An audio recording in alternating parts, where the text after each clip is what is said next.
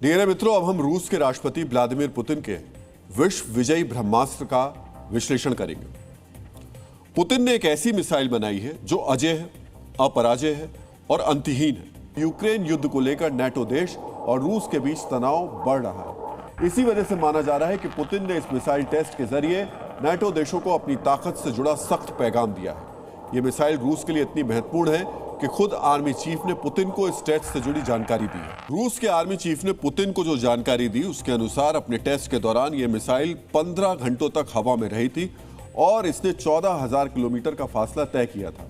सबसे खास पहलू था मिसाइल का फ्लाइट एल्टीट्यूड यानी उड़ान की ऊंचाई। मिसाइल ने उड़ान भरते वक्त बहुत कम ऊंचाई हासिल की थी, जिसके बाद मिसाइल ने हवा में संतुलित होकर उड़ना शुरू कर दिया। ये उड़ान काफी हद तक ब्रह्मोस जैसी नजर आती है। ब्रह्मोस भी शुरुआती चरण में ऊपर की तरफ उड़ती है और फिर तकरीबन 90 डिग्री का टर्न लेकर सीधी उड़ान भरने लगती है। ऑपरेशन सिंदूर ने साबित कर दिया था कि ब्रह्मोस को रडार से पकड़ना मुश्किल है। यही दावा रूस की इस नई मिसाइल को लेकर भी किया गया। ये पहली बार नहीं है जब रूस ने इस तरीके की परमाणु शक्ति का इस्तेमाल किया हो। इससे पहले रूस पोसाइडन नाम की एक ऐसी टॉर्पीडो बना चुका है जो परमाणु ऊर्जा पर चलता है।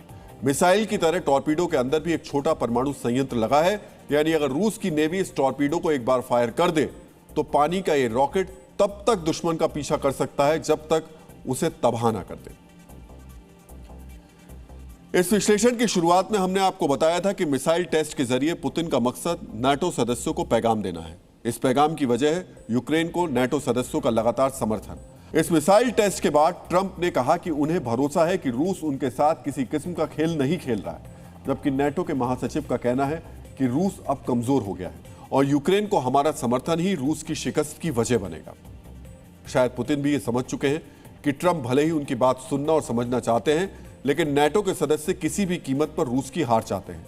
इसी वजह से पुतिन ने लगातार नाटो के सदस्य देशों पर प्रेशर बढ़ाने की रणनीति अपनाई है ताकि यूक्रेन युद्ध में इन देशों की सक्रियता कम की जा सके।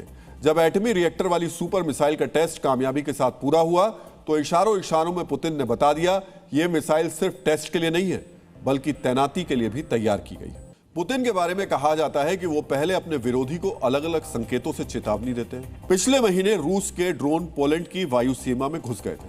हालांकि अटैक ड्रोन नहीं थे, लेकिन ये घुसपैठ 50 से 100 किलोमीटर तक हुई थी। बाद में बेलारूस ने बयान दिया था कि तकनीकी खराबी की वजह से ड्रोन रास्ता भटक गए थे। 22 से 23 दिसंबर के बीच रूस ने ड्रोन नॉर्वे, डेनमार्क और यहां तक कि जर्मनी की वायु सीमा में देखे गए। इन ड्रोन्स ने वायु सीमा का उल्लंघन किया था और फिर वापस लौट गए थे। इस घुसपैठ की वजह से तीनों देशों का हवाई यातायात बाधित हो गया था। 10 अक्टूबर को रूस की एक फौजी टुकड़ी एस्टोनिया की सीमा के बेहद नजदीक पहुंच गई थी।